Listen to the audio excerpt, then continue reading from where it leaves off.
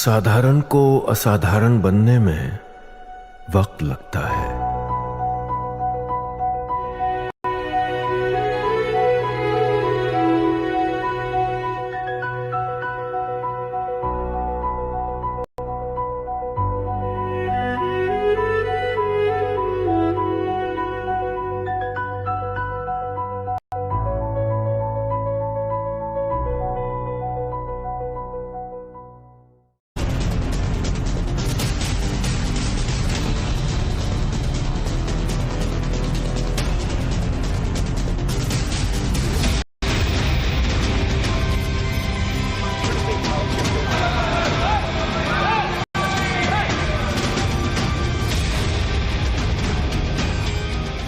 सच्चाई पहलगाम की आनी चाहिए, सच्चाई ऑपरेशन सिंदूर की आनी चाहिए।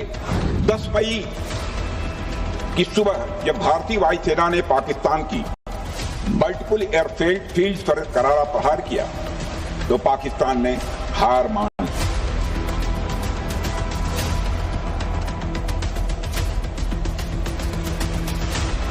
यह सिंदूर की लाली शौर्य की कहानी है, भारत के मस्तक पर वीरता की निशानी। आज ये खुद कह रहे हैं कि हमारा मकसद युद्ध का नहीं था। हम पूछना चाहते क्यों नहीं था, होना चाहिए था। पाकिस्तान ऑक्यूपाइड कश्मीर अगर आज नहीं लेंगे तो कब लेंगे?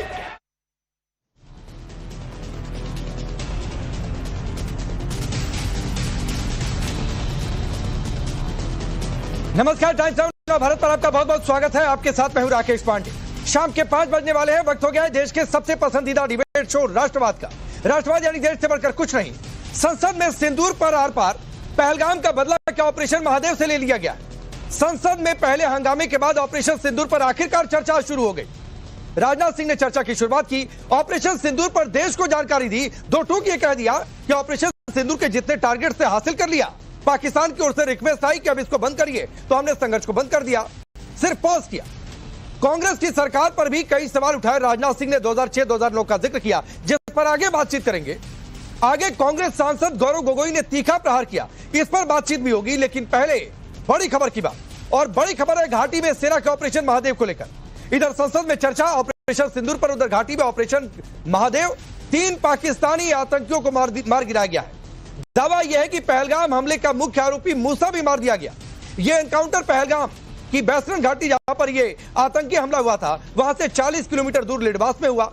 जो 3 आतंकी मरे उनमें टीआरएफ का आतंकी मूसा भी है। इसके अलावा अबू हमजा उर्फ फारिस, यासिर और सुलेमान के नाम है। इनके पास से 17 ग्रेनेड बरामद हुए। अमेरिका की बनी AK-47 बरामद हुई। सेना की प्रेस कॉन्फ्रेंस भी इस पर थोड़ी देर बाद हो सकती है। इन तीनों आतंकियों को लेकर बड़ी जानकारियां भी सामने आ सकती हैं, और जैसे ये जानकारी हम तक पहुंचती है, इसकी बातचीत हम आपके सामने रखेंगे, उस पर चर्चा भी करेंगे। संसद के बाहर और भीतर जो कुछ सवाल विपक्ष ने किया, जो कुछ हंगामा हुआ है, इसको लेकर आज संसद में विस्तृत तौर पर चर्चा की शुरुआत हुई। राजनाथ सिंह ने सिलसिलेवार तरीके से जवाब दिया, गौरव गोगोई ने उस पर काउंटर भी किया। सुनिए। यह सिंदूर की लाली शौर्य की कहानी है। यह सिंदूर की लाली शौर्य की कहानी है, भारत के मस्तक पर वीरता की निशानी है। जिन मुहि मारा तीन मुहि मारे, अध्यक्ष। जिस प्रकार प्रभु हनुमान ने लंका में अपनी रणनीति बनाई थी, उसी प्रकार हमने भी उन्हीं को निशाना बनाया जिन्होंने हमें नुकसान पहुंचाया था। तो राजनाथ सिंह ने कैसे दो टूक कह दिया कि सिंदूर की लाली शौर्य की निशानी, भारत के मस्तक पर वीरता की कहानी, इस बात का उन्होंने जिक्र किया। इसके साथ ही और क्या कुछ बड़ी बात उन्होंने कही, वो भी सुनी। यदि उन्हें प्रश्न पूछना ही है अध्यक्ष महोदय, तो उनका प्रश्न यह होना चाहिए, क्या भारत ने आतंकवादी ठिकानों को तबाह किया? तो उसका उत्तर है हाँ।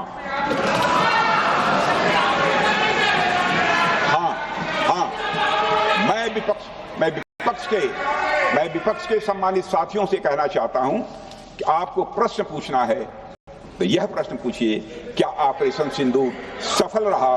तो उसका उत्तर है हाँ।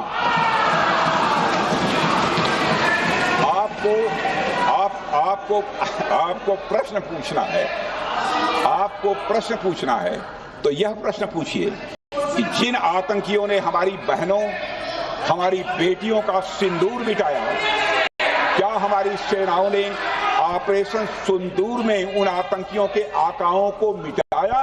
तो इसका उत्तर है हाँ। और आपको प्रश्न पूछना है तो यह पूछिए, आपको प्रश्न पूछना है तो यह पूछिए कि इस ऑपरेशन में क्या हमारे जाबाज सैनिकों को कोई क्षति हुई है? तो उसका उत्तर है नहीं। सच्चाई पहलगाम की आनी चाहिए, सच्चाई ऑपरेशन सिंदूर की आनी चाहिए, सच्चाई विदेश नीति की आनी चाहिए। बहुत से सूचनाएं दी उन्होंने, बहुत से जानकारी दी, लेकिन रक्षा मंत्री होने के नाते ये नहीं कहा कि पहलगाम में दहशतगर्द कैसे आए, ये नहीं कहा कि बेसारन में जहां पर 1000 लोग जाते हैं, खुशियां मनाते हैं, कैसे 5 दहशतगर्द वहां पर जाकर 26 लोगों की गोलियों से छलनी करते हैं। ये बात, ये सूचना रक्षा मंत्री ने नहीं दी। देश ये भी जानना चाहता है, वे 26 लोग जो जिनके परिवारों में आज कोई गुजर गया, वे ये भी जानना चाहता है कि 100 दिन गुजर गए और वे 5 दहशतगर्दियों को ये सरकार पकड़ नहीं पाई। 11/7/2006 को मुंबई ट्रेन हादसा हुआ। मुंबई के ट्रेन हादसा में कितने लोग मारे गए? 209 लोग मारे गए, 800 लोग घायल हुए। क्या किया आपने, क्या कार्रवाई की यूपीए के शासनकाल में? कुछ नहीं हुआ। 26/11/2008 को पूरा मुंबई महानगर में आतंकवादियों का कब्जा था, आतंकवादियों का कब्जा था। कैसे आए थे आतंकवादी? आज तो आप सवाल पूछ रहे थे कि पहलगाम में आतंकवादी कैसे आए। मुंबई पूरे शहर में, महानगर में आतंकवादी कैसे घुसे थे, आपको बताना चाहिए। 26/11/2008 की घटना में 175 लोग मारे गए थे, 300 लोग घायल हुए थे। क्या किया आपने, क्या किया आपने? तो ललन सिंह ने कैसे जवाब दिया वो आपने सुना, लेकिन एक और तस्वीर देखने को मिली जब रक्षा मंत्री राजनाथ सिंह ने कहा कि संसद में सेना के जवानों के शौर्य में सभी मेज थपथपाए, विपक्षी सांसद भी मेज थपथपाए। तो आप तस्वीर पहले देखिए कि नजारा क्या रहा। एक बार ये पूरी तस्वीर दिखाइए जरा मुझे। भी कहना चाहता हूं एक बार, और अपने प्रतिपक्ष के मित्रों से भी कहना चाहता हूं एक बार फिर से, भारत के सेना के जवानों का कम से कम मेज थपथपा कर उनका अभिनंदन करते। बहुत बहुत धन्यवाद, बहुत बहुत। तो अब सोचिए कि रक्षा मंत्री राजनाथ सिंह कह रहे थे कि सभी मेज थपथपाकर सेना के शौर्य का सम्मान करें, 1-2 सांसदों को छोड़कर सभी आराम से ऐसे हाथ रख के बैठे हुए थे। अरे सेना के शौर्य की बात ही मेज थपथपा देते। इधर संसद में चर्चा चल रही है, उधर महबूबा मुफ्ती क्या कह रही है, जरा वो भी सुनिए। तो ये जंग करना बंद कर दो, बातचीत करो, रिकंसिलिएशन करो। हिंदुस्तान बहुत बड़ा मुल्क है, इसको बड़ा भाई बनना होगा, इसको अपने हमसाया मुल्क के साथ दोस्ताना ताल्लुकात करने पड़ेंगे। आपने कहा हम 20 बटालियन लेके आएंगे सीआरपीएफ की। कितना फौज लाओगे हमको मारने के लिए, पीटने के लिए? क्या होगा? डंडे से क्या होगा? ये तीर से क्या होगा? तीर से क्या होगा? इस बीच देश की सियासत में एक और बात पर हंगामा मचा है, देश के पूर्व गृह मंत्री चिदंबरम की बात को लेकर, जिसमें उन्होंने यह सवाल किया है कि पहलगाम के आतंकी पाकिस्तान से ही आए थे। एनआईए ने बताया, यह जानकारी मिली क्या, जिसको लेकर बीजेपी लगातार पलटवार भी कर रही है। मैं पहले आपका परिचय आज के मेहमानों से करवाता हूं। सिद्धार्थ यादव भारतीय जनता पार्टी के नेता और प्रवक्ता, कर्नल शैलेंद्र सिंह स्टूडियो में मौजूद हैं, जगदीश शर्मा जी कांग्रेस पार्टी के नेता, शेख नासिर हैं पीडीपी के general secretary, Ravishankar Ravi RJD के नेता और प्रवक्ता। आप सभी का बहुत बहुत स्वागत है। जगदीश जी आपसे शुरू करता हूं, और पहला सवाल तो चिदंबरम को लेकर ही है कि पहलगाम के आतंकी पाकिस्तान से ही आए थे, पता चला क्या? मतलब इस पर भी डाउट है आप लोगों को? देखिए राकेश पांडे जी, आज लोकसभा में मैं अपने रक्षा मंत्री राजनाथ सिंह को सुन रहा था। उन्होंने जिस तरह से सवाल करे कि हम सवाल भी विपक्ष के नाते हमें सवाल पूछ रहे हैं देश के प्रति, हमारी सहानुभूति, देश के साथ हम खड़े हैं और सरकार के साथ खड़े थे ऑपरेशन सिंदूर में। पर ये कहते सवाल इनके हिसाब से पूछे। अच्छा होता राजनाथ सिंह ये कहते कि हमारे से समय सवाल ही देते कि देश का प्रधानमंत्री बाहुबली है और हम बोलते, देश का प्रधानमंत्री विश्व योद्धा है और हम हाँ बोलते, देश का प्रधानमंत्री लाल और 56 इंच वाला हम हाँ बोलते।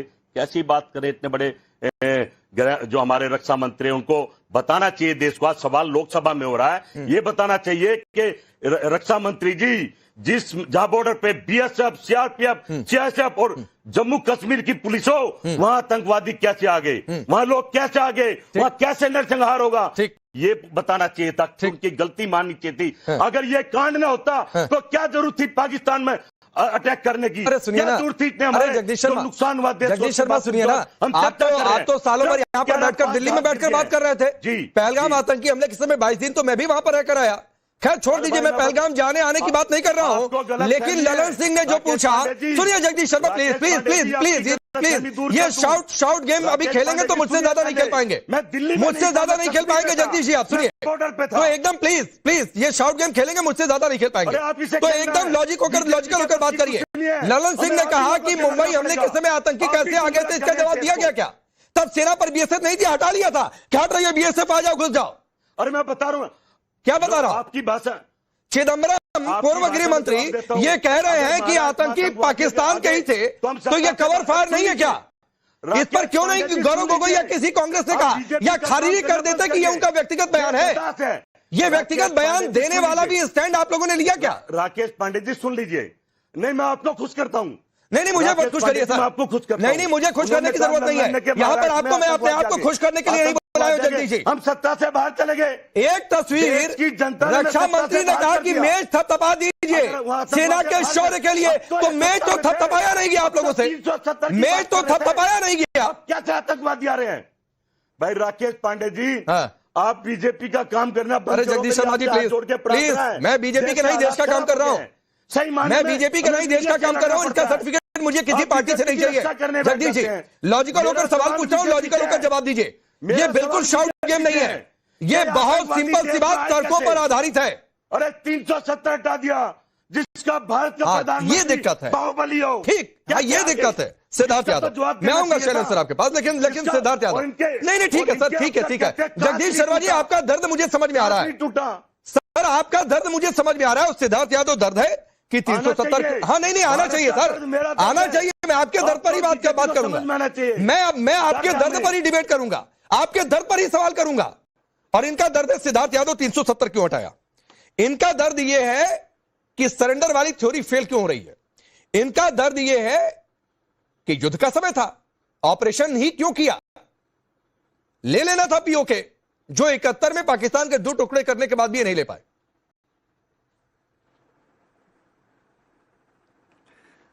देखिए राकेश जी, दर्द तो इनका यही है, कैसे देश का नेतृत्व आदरणीय प्रधानमंत्री नरेंद्र मोदी जी के नेतृत्व में इतना मजबूत तरीके से हो रहा है, पूरे विश्व में हमारा डंका बज रहा है। हम इंटरनेशनल बॉर्डर क्रॉस करके भावलपुर के अंदर बम गिर देते हैं, हम उनके आतंकी ठिकानों को 22 मिनट में नस्तेनाबूद कर देते हैं, हम उनके एयर डिफेंस मैकेनिज्म को नस्तेनाबूद कर देते हैं, हम उनके एयर बेसिस को नस्तेनाबूद कर देते हैं, पूरी दुनिया हमारे लोहे को मान रही है। यही तो दर्द है विपक्ष का, और क्या दर्द है? ये किस बात का हल्ला मचा रहे हैं बैठ करके? टीवी पे बैठ के कांग्रेस के प्रवक्ता कह रहे हैं कि 370 हटा दी थी, गलत किया, क्या करें? 370 लगी रहे तो क्या करेंगे आप? 370 के कारण कितने लोगों को, पिछड़ों को, दलितों को उनका अधिकार नहीं मिलता, कितने लोगों ने अपनी जान गंवा दी, कितने लोगों की शहादत हो गई, कितने सिक्योरिटी फोर्सेस गए, और आप 370 में तालियां बजा रहे हैं। 370 होगा, चुप हो जाइए, आपके बीच में नहीं बोल रहा था, कहां ले जा रहे हैं? अब सुनने का भी वादा रखिए, शर्म करो यार, मिनट आपको सुना है मैंने, और आप झूठी बातें कर रहे हैं टीवी में बैठकर। आपके नेता पी चिदम्बरम बैठ के कह रहे हैं चल रहा है ना, आपको रिकन्फर्म करना चाहिए चल रहा है ये पाकिस्तान से आए थे कि नहीं आए थे, बताइए, ये पता लगा कि नहीं लगा। मैं राकेश जी ऐसे डिबेट नहीं कर सकता, आप या तो इनको बुलवा लीजिए, नहीं एक करके जगदीश जी। और मैं ये बात सबके लिए कह रहा हूं कि किसी दूसरे के बोलने में अगर काउंटर करना है तो 1-2 लाइन बोलकर चुप हो जाइए। सभी ईपी लगाकर बैठते हैं, सबको सुनाई देता है कि बाकी के लोग क्या बोल रहे हैं, तो लगातार नहीं, लगातार वही बोले जिसकी बारी है। सिद्धार्थ यादव अपनी बात पूरी करिए। मैं कह रहा हूं राकेश जी, ऐसे संवेदनशील विषय पर जहां शुरुआत से विपक्ष की एक ही राजनीति रही कि कैसे देश की सेना को, देश के शौर्य को, पराक्रम को कटघरे में खड़ा करें, जो प्रयास देश की सेना ने किया उसको ये कटघरे में खड़ा करते रहे। अब तो जाकर के जो बात है वो सच हो गई। आज तो देश के सदन के पटल पर यह कह दिया गया, कोई दबाव नहीं था। अब कहां गए आप? आपने देश की पोजीशन को कमजोर करने का काम किया। अब कहां गए आप?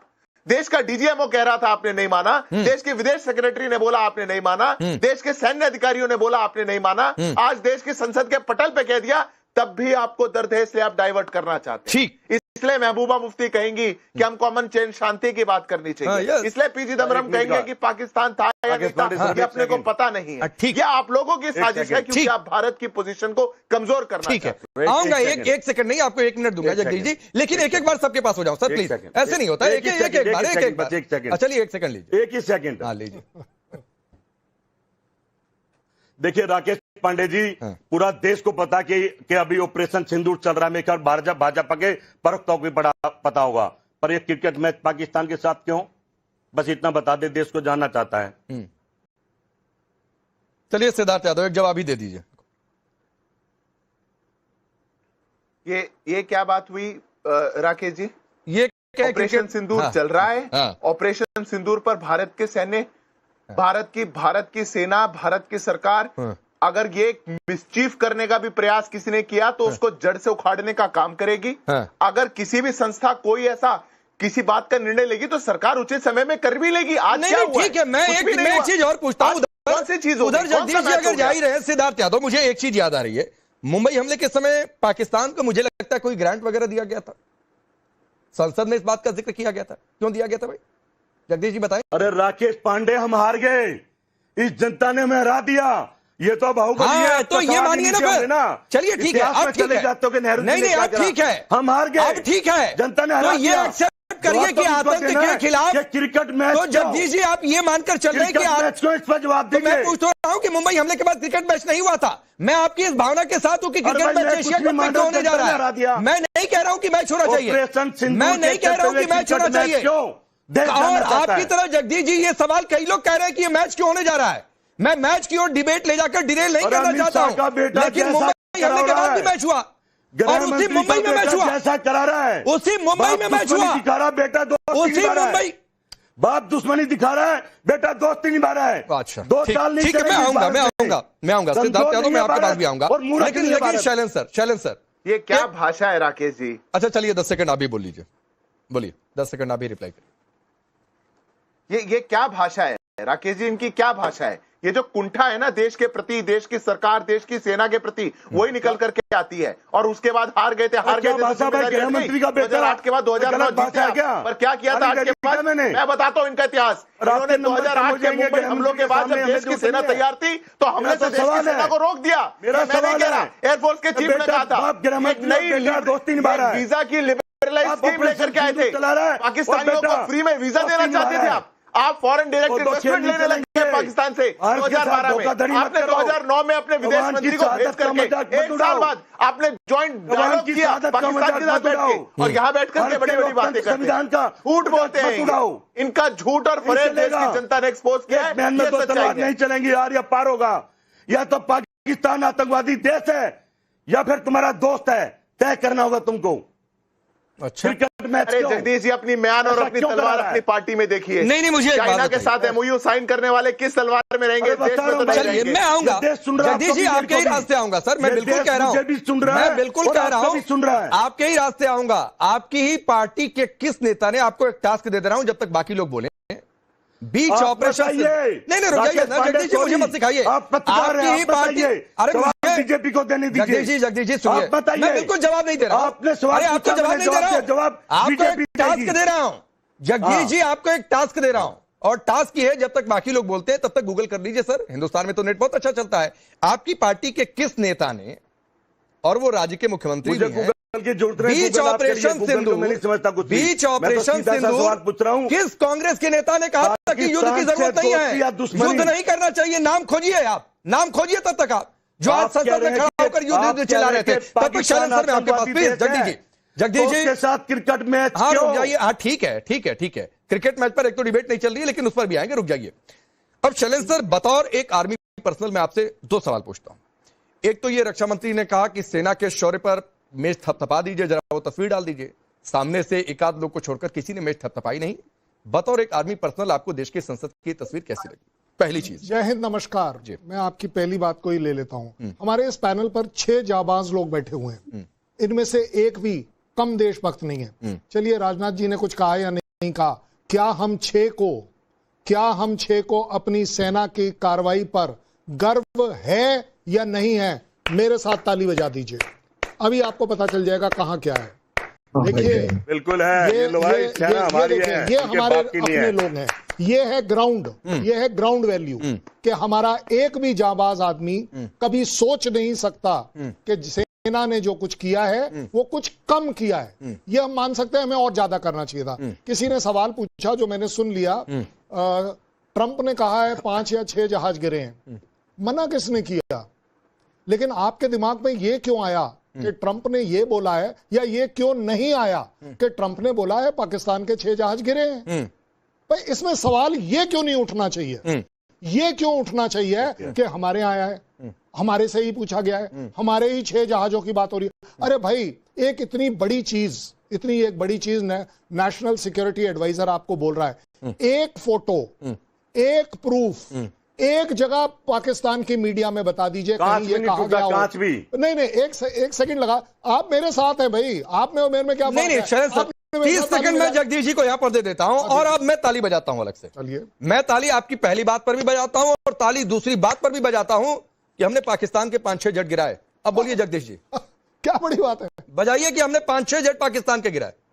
भाई देखिए यार, देखो मेरी बात सुनो, ये तो सरकार बताएगी ना, हम सरकार से पूछ रहे हैं, जवाब तो सरकार को देना, हमें थोड़ी है। अरे तो ट्रंप ने ये थोड़े नहीं कहा, ट्रंप ने थोड़े नहीं कहा कि भारत के गिरे 5-6 गिरे। मैं कह रहा हूं, मैं ताली बजा रहा हूं, 5-6 जेट पाकिस्तान के गिरा दिए। कर्नल शैलेंद्र सर भी यहां से ताली बजा रहे हैं, पाकिस्तान के 5-6 जेट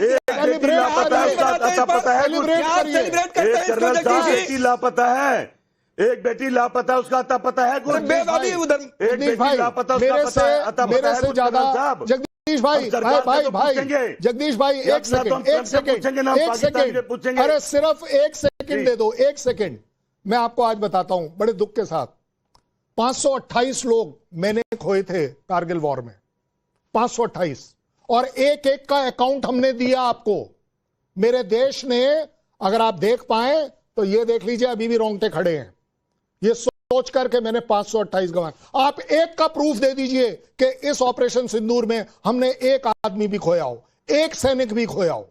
पाकिस्तान का प्रूफ है, आपने देखा है कि 100 आदमी एक जगह मरे और 100 के 100 टेररिस्ट थे, और उसके अलावा 11 एयरफील्ड को मारना अगर पाकिस्तान की जीत है तो ये। प्लीज सर, एक मिनट। जगदीश जी सुनिए, यहां पर एक तो मैं वैसे भी शब्दों का बहुत ध्यान रखता हूं, और आप कर्नल शैलेंद्र सर के लिए अगर उन्होंने कुछ आपसे पूछ दिया तो आप कह रहे हैं कि वो चमचागिरी कर रहे हैं। ये आपकी भाषा है एक सैनिक अधिकारी के लिए। नहीं जगदीश जी, मैं तो एक वैसे भी कहता हूं, मैं अपने पैनल पर आज सियासी तौर पर टीका टिप्पणी करिए सर। मैं जजेस पर, उनके परिवार पर मैं पहले भी कह चुका हूं, क्योंकि इस तरह टिप्पणियां हुई हैं सैनिक पर, अधिकारी पर, उन पर व्यक्तिगत टिप्पणी से मैं बिल्कुल परहेज कर देता हूं सर। तो बिल्कुल सर, ये देश कभी नहीं आपको माफ करेगा कि आप यहां पर कर्नल शैलेंद्र सिंह को कह रहे हैं कि वो चमचागिरी कर रहे हैं। अब रुक जाइए जगदीश भाई, एक जगह प्रूफ दे दो कि अगर आपको चमचागिरी से रिलेटेड कोई नहीं सर, आप जगदीश भाई हो गया, पता चल गया मुझे। अब रविशंकर रवि, अरे छोड़ दीजिए, आप क्यों माफी मांगेंगे जगदीश? क्यों? गलत बात। ठीक है, जगदीश जी को इस शब्द के लिए माफी मांगनी चाहिए कि कर्नल शैलेंद्र की बातों को उन्होंने कहा कि सरकार की चर्चागिरी कर रहे हैं। रविशंकर रवि, प्लीज भाई कर्नल, मैं तब भी कहता था जब मैं पहलगाम में खड़ा होकर डिबेट कर रहा था और आप लोगों से बातचीत कर रहा था। रविशंकर रवि, अरे प्लीज जगदीश जी रुक जाइए, वरना मैं कहूंगा कि आवाज डाउन करिए तो आप कहेंगे कि आवाज डाउन करवा रहे हैं, तो रुक जाइए प्लीज। रविशंकर रवि, मैं तब भी कहता था कि जहां देश की बात हो एक मर्यादा तो बनाकर रखनी चाहिए। यह मर्यादा आज जगदीश जी ने तोड़ी है, कर्नल शैलेंद्र के लिए यह कहकर कि सरकार की चमचागिरी कर रहे हैं, पहली बात। दूसरी बात है कि भाई ये तो सवाल बहुत वाजिब है कि ट्रंप ने कहा 5-6 जेट गिरे। अरे क्यों मान लिया कि हमारे 5-6 जेट गिरे, उनके 5-6 जेट क्यों नहीं भारतीय सेना गिराई होगी? क्यों नहीं लगता ऐसा? राकेश जी, मैं ये कहूं कि मुझे लगता है कि पाकिस्तान के 5-6 क्या इससे भी ज्यादा 40-50 गिरे होंगे। वो तो एग्जैक्ट नंबर पाकिस्तान जब बताएगा तो पता चलेगा, लेकिन मुझे लगता है कि बहुत ज्यादा भारी क्षति हुई है उस ऑपरेशन में, इसमें तो कहीं कोई दो मत नहीं है। उसके बाद मैं ये कहना चाहूंगा कि देखिए ये कितना ही शुभ संकेत है कि आज बहस हुई लोकसभा में इस विषय पर, और उधर जो मास्टरमाइंड था सुलेमान वो मारा गया। तो मुझे ये ऐसे ही मेरे मन में आया कि कितना बढ़िया हुआ ये, अगर ये बहस ये चर्चा पहले शुरू हुई होती तो शायद वो पहले मारा जा सकता था। मैं इसको एक शुभ संकेत के तौर पे देखता हूं, ये मेरी भावना थी, मैंने व्यक्त की।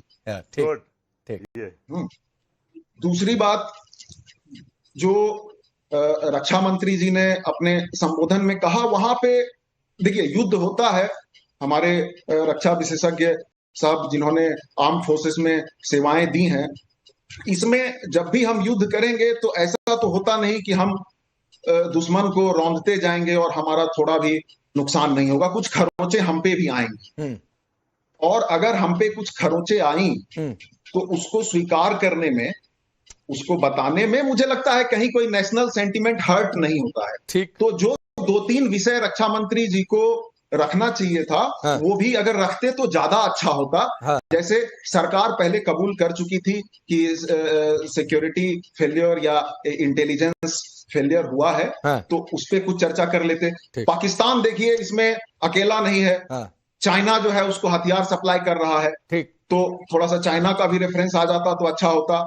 प्लस हम ट्रंप की बात को नहीं मानते। ट्रंप तो देखिए वो मुझे अजीब सा ही आदमी लगता है, जब जो मन में आता है बोलता रहता है। लेकिन अगर वो 26 बार इस तरह की बात बोले तो सदन में एक बार कम से कम ट्रंप का नाम लेके कि भाई ये सब मत बोलना चाहिए उनको, ये अगर कहा जाता तो और ज्यादा अच्छा होता। ठीक है। मेरे विचार में मैं सिद्धार्थ यादव, मैं नासिर भाई आपके पास आऊंगा, लेकिन उससे पहले सिद्धार्थ यादव, एक बात तो रविशंकर रवि से ये मुझे समझ में आ गई कि जब तक आप लोग ट्रंप का नाम लेकर नहीं क्लैरिफिकेशन देंगे ये मानेंगे नहीं, क्योंकि वो 26 बार ले। रुक जाइए, मैं सिद्धार्थ यादव से पूछा मैंने, उसके बाद एक बड़ी खबर है बताएंगे, फिर नासिर भाई के पास। वैसे ही इंटरप्ट नहीं करता राकेश जी किसी को। हाँ बिल्कुल ठीक बात। जितना संवेदनशील विषय है उसको उतनी ही संवेदनशीलता के साथ लेना चाहिए। मैं एक गारंटी आपको दे देता हूं, आप किसी भी का भी नाम लेकर के कह लीजिए, विपक्ष इस पर राजनीति करना बंद नहीं करेगा। मैं गारंटी के साथ कहता हूं, हमारे देश के प्रधानमंत्री की अमेरिका के राष्ट्रपति से औपचारिक फोन कॉल हुई, जो एक पब्लिक रिकॉर्ड होता है, इतिहास में उसका रिकॉर्ड रहेगा। उसको देश के विदेश सचिव ने आकर के बताया, हमारे प्रधानमंत्री ने अमेरिका के राष्ट्रपति को खुद कह दिया कि आप कोई हस्तक्षेप नहीं था, फोन कॉल में मुंह पे कह दिया। उस तक को जब विपक्ष ने नहीं माना तो किस बात को मानेंगे? जब देश के विदेश सचिव खड़े हो जाएं, डीजीएमओ खड़े हो जाएं, एक बात कह दी जाए, एक लाइन कह दी जाए, भारत का सच आगे रख दिया जाए और पाकिस्तान का राग बजाया जाए, तो ये विपक्ष कब मानेगा? ये विपक्ष तालियां पाकिस्तान में बटोरना चाहता है। समस्या कुछ और है, राजनीति करनी है खुल के करिए, अनेक विषय देश के अंदर राजनीति करने के लिए किसने मना किया? पर आप ये कहना शुरू कर दें कि भारत के कितने जेट गिर गए थे, भारत के ही जेट गिरे, भारत ये युद्ध हार गया, भारत तो कुछ नहीं कर पाया, भारत ऐसा कर सकता था। देश की सेना के साथ उपहास करना बंद करिए। हमने आज एक बहुत सुनियोजित तरीके से, और मैं मानता हूं कि आदरणीय राजनाथ जी ने बहुत ही बैलेंस तरीके से देश की लोकसभा में देशवासियों को संबोधित करते हुए बताया, जो हमारे मिलिट्री ऑब्जेक्टिव्स थे वो हमने पूर्ण किए। हमने सेना को फ्री हैंड दिया था, जो उन्होंने तय किया था वो उन्होंने पूर्ण किया। उसको पूर्ण करने के लिए भारत की पूर्ण सफलता है। ये बात कैसे विपक्ष को समझ? ठीक है, शैलन सर आप कुछ बोलना चाह रहे थे, फिर एक बड़ी खबर है और नासिर भाई आपके पास आऊंगा जल्दी से। मैं इस सवाल को 5 सेकंड में सॉल्व कर देता हूं। सर मुझे रवि साहब थोड़ा सा 5 सेकंड दीजिएगा। ज्यादा बड़ी बात यह है, आप बोल रहे हैं ट्रंप का नाम क्यों नहीं लिया गया। एक पूरी दुनिया में अकेले ट्रंप ने ही तो 26 बार बोला है कि मैंने किया है, और हमारा ऑफिशियल जवाब है कि हमने किसी के दबाव में नहीं किया है। अब उसके अलावा और है कौन कंटेंटर जो बोल रहा है कि मैंने किया? ये जो एक लाइन का आंसर है ना, एक लाइन कि हमने किसी के भी दबाव में नहीं किया। अच्छा चलिए छोड़ दीजिए, आपको लगता है हमने किसी के दबाव में किया? अपने दिल पर हाथ रखकर कह दीजिए, आपको लगता है कि मेरा देश अब इतना कमजोर है?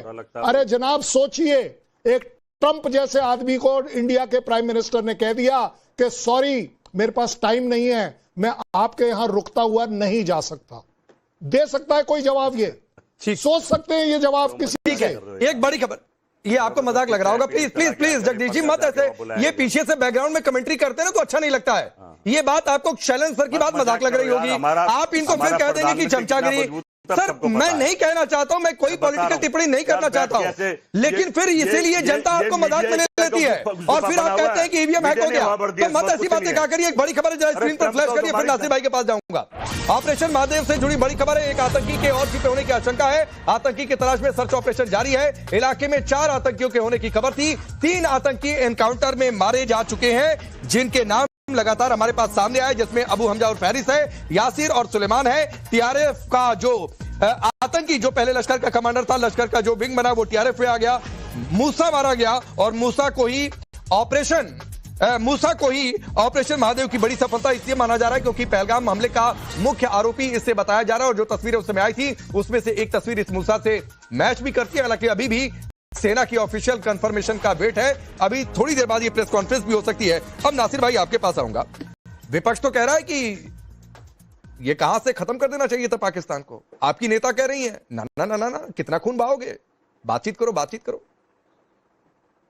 मैं काफी समय से सभी पैनलिस्ट को सुन रहा हूं। सबसे पहले आपका धन्यवाद कि आपने समय दिया। मुझे ऐसा लग रहा था कि शायद आज मुझे बोलने का समय आप नहीं देंगे, क्योंकि चर्चा कभी आगे कभी पीछे दौड़ रही थी। सभी पैनलिस्ट का भी सबको मैं सलाम करता हूं, लेकिन एक गुजारिश मेरी रहेगी कि मैं किसी के बीच में नहीं बोला, मुझे अपनी बात रखने दीजिए। आज से 26 साल पहले आज ही के दिन जम्मू कश्मीर में हिंदुस्तान के एक बहुत बड़े नेता जो इस देश के गृह मंत्री रहे, मुफ्ती मोहम्मद सईद ने एक पार्टी को जन्म दिया था आज ही के दिन। और उस पार्टी का जो गठन था वो इसी बुनियाद पर था कि जम्मू कश्मीर के अंदर पीस को रेस्टोर किया जाए। जब पीस और नॉर्मलसी किसी भी राज्य में रेस्टोर होगी तो वहां डेवलपमेंट होगी, और डेवलपमेंट होगी तो प्रोग्रेस होगी। पीस को रेस्टोर करने के लिए हमारा उस वक्त भी एजेंडा यही था कि पीस बंदूक से रेस्टोर नहीं हो सकता, पीस जो है वो बातचीत से रेस्टोर होगा। अगर हम ये कहते हैं कि हमारे कुछ लोग, हमारे कुछ जवान भटक गए, रास्ता भटक गए, चाहे वो हमसाय मुल्क के बातों में आ गए या किसी ऐसी ताकतों के बातों में आ जाए कि उन्हें रास्ता भटक दिया, तो अगर घर का कोई बच्चा रास्ता भटक जाए, गलती करे, नासिर भाई एक मिनट नहीं सर, मैं बिल्कुल इंटरप्ट नहीं करता हूं, लेकिन ऐसा नहीं है कि कुछ आप एकदम अलग जाकर देश के खिलाफ बोल देंगे तो मैं उसको स्वीकार कर लूंगा, या मुझे लगेगा कि वो गलत है तो मैं इसे स्वीकार कर लूंगा, और मेरा काम यहीं पर यही है। तो ये जो गोली बरसाए ना, तो मेरे सामने उससे भटका हुआ नौजवान मत बोलिए। मैं आपको पहले बता रहा हूं नासिर भाई, जो गोली चलाए मेरे सामने उससे भटका हुआ नौजवान बिल्कुल मत बोलिए। और अगर आपकी परिभाषा में भटका हुआ नौजवान है तो कर्नल चैलेंज जैसे वहां पर जवान टिके हुए हैं, और जाकर देखिए कैसे चीथड़े उड़ गए हैं। मैं वो तस्वीरें नहीं दिखा सकता हूं, लेकिन फिर भी ब्लैक करके जरा तस्वीर रखिए। नहीं रुकिए नासिर भाई, मैं आपको बताता हूं, अरे रुकिए नासिर भाई, जरा वो तस्वीर रखिए स्क्रीन पर, जो आतंकियों के मारे जाने के बाद तस्वीर आई है। प्रधानमंत्री नहीं रुकिए जरा वो तस्वीर रखिए, तस्वीर रखिए। आप सुनिए नासिर भाई, सुनिए, ये तो पाकिस्तान के आतंकी हैं, लेकिन आपकी परिभाषा में कोई भटका हुआ नौजवान आके गोली बरसाएगा, इससे बुरा हाल करेंगे, ये बात जान लीजिए। तो मेरे सामने भटका हुआ नौजवान मत बोला करिए, मैं आपको पहले बता दे रहा हूँ। मैं पाकिस्तान के आतंकियों की बात नहीं कर रहा हूँ, मैं जम्मू कश्मीर के नागरिक किसी की भी आतंकी देश के नागरिक कहीं नहीं, यहाँ कभी कोई आकर या तो सरेंडर करे, या तो सरेंडर करे। मैं बात नहीं, मुझे सिर्फ आपकी एक लाइन से आपत्ति थी नासिर भाई, ये भटका हुआ नौजवान मेरी परिभाषा में कुछ नहीं होता है, जान लीजिए। आपकी परिभाषा में भटका हुआ नौजवान हो सकता है, मेरी परिभाषा में नहीं होता है। मैं पाकिस्तान के आतंकियों की बात नहीं कर रहा हूँ, मैं देश के वासियों की बात कर रहा हूँ, मैं पाकिस्तान के आतंकियों की बात नहीं कर रहा हूँ, मैं पाकिस्तान के आतंकियों की बात नहीं कर रहा हूं। तो देश का भी कोई अगर जाकर उस आतंकियों से मिलकर गोली बरसाएगा तो आप उससे भटका हुआ नौजवान कहेंगे, ये आपकी परिभाषा है। रुकिए, आपको एक आपको रियलिटी चेक दिखाता हूँ नासिर भाई, रुकिए ना, सुनिए। अरे बात सुनता नहीं, मैं बात सुनता हूँ। या तो भटका हुआ नौजवान को हटाइए, भटका हुआ नौजवान मेरे सामने बोलेंगे तो मैं बीच में आऊंगा।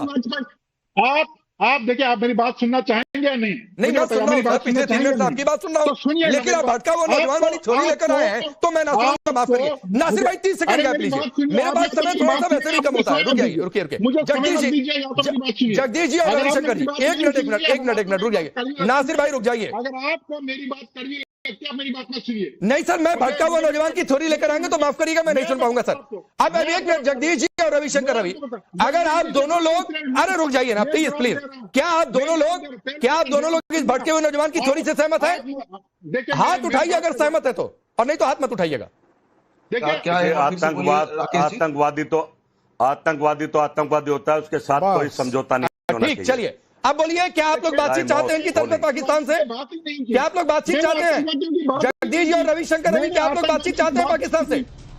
क्या आप लोग बातचीत चाहते हैं पाकिस्तान से? मुझे लगता है बिल्कुल नहीं चाहते। दुश्मन देश से जहां आतंकवाद बनता, कोई माफी नहीं, कोई बातचीत नहीं होनी चाहिए। 10 सेकंड आप भी बोल लीजिए। कोई बातचीत नहीं जो हमारे देश के मैं बहुत माफी के साथ आपके सवाल का जवाब देना चाहूंगा। जिस तरह से आप उत्तर चाह रहे हैं शायद मैं नहीं दे पाऊंगा। मेरा स्टैंड इस पे ये होगा कि सरकार को, मोदी जी की सरकार को इस मसले पे विपक्ष ने पूरी तरह से ये कह दिया था कि आपको इसमें जो करना है कीजिए। तो मेरा अभी भी यही कहना है कि सरकार इसमें जो करे मिलजुल के ठीक है, ये भी आपका भी स्टैंड ठीक है, मैं आपके भी स्टैंड को नहीं, जिस दिन जरूरत लगेगी सरकार को, सरकार की जो शर्तें हैं वो शर्तें पूरी होती दिखेंगी तो बातचीत होगी, लेकिन आज स्थिति नहीं है। नासिर भाई वक्त इतना ही है, लेकिन एक बात की हिदायत देते हुए सर, मेरी आपसे कोई रंजिश नहीं, सिर्फ एक रंजिश ये है, ये भटका हुआ नौजवान वाली थ्योरी लेकर मत आइए सर। ये भटका वाले नौजवान की थ्योरी